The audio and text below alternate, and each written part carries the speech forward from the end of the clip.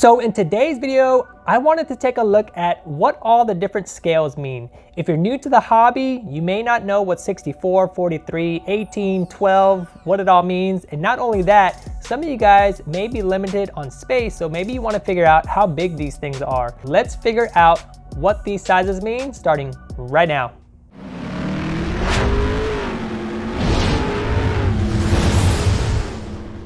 What's going on, guys? James with Model Cars Houston here. Consider subscribing if you're starting to get into this hobby or want to learn more about it. I drop at least one video a week every Monday. So hit the notification bell, hit the subscribe button. That way you can stay up to date on all my new videos. So let's go from biggest to smallest. We've got 12 scale here, which is probably one of the more common sizes that you can get. There's actually a scales above this one, but for purposes of this video, I kind of wanted to keep it within what the most common sizes you can get are. So 12 scale models measure in at approximately 14.5 inches long, 5.5 inches wide, and about 4 inches to 4.5 inches tall. Now, dimensions may vary when it comes to different types of models, so be conscientious about that. So if you've got a bigger car, it may be a little bit bigger. If you've got a taller car, it's obviously going to be a little bit taller. With 12 scale, you get insanely amazing high quality detail. Since the model is bigger, they can make the details look even better. Pricing for 12 scale typically ranges anywhere between $300 to $700. It just depends on the brand, but 12 scale is definitely reserved for those that want something iconic. So if it's a car you're looking forward to get in the future,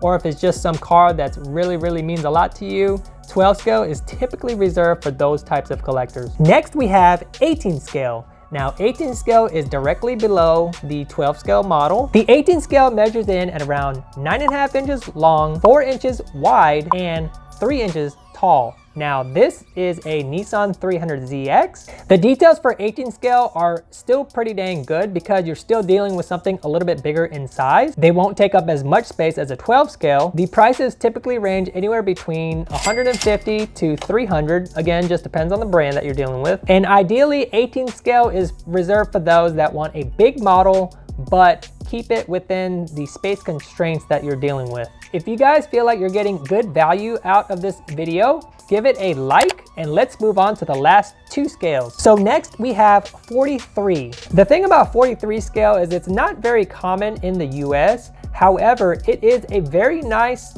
size, and for the details that you get, it's also pretty amazing. 43 scales measure in at approximately 4.25 inch long by 1.75 inches wide and about 1 inch in height. They save a ton of space, but also retain all the quality of that of an 18 scale. Pricing is anywhere between $100 to $250, just depends on the brand. But 43 definitely makes for a nice fit if you want to get something with high detail, but also save on space and something in between a 64 and an 18 scale vehicle. Now let's move on to our final size, which is the 64 scale. Now, most people can probably identify with 64 scale pretty easily because that's the most common size that's out there. It comes to Hot Wheels, Matchbox, any other brands of cars. The 64 scale measures in at approximately 2.75 inches long, 1 inch wide, and about 3/4 in height. The price point is fair and affordable. For something that's a 64 scale, you're typically looking at a range of anywhere between 15 to 40.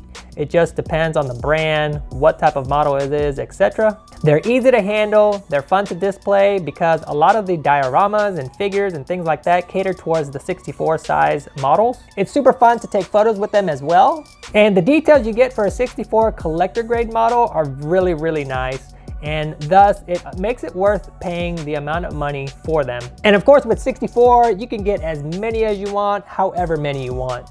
So question of the day for you guys, which size model best fits your needs? Or which is your favorite scale to collect? I love responding to comments and keeping the conversation going, so let me know down in the comments below what your thoughts are. If you enjoyed this video, check out my other videos in the next slide. I'll see you in those videos or my next video.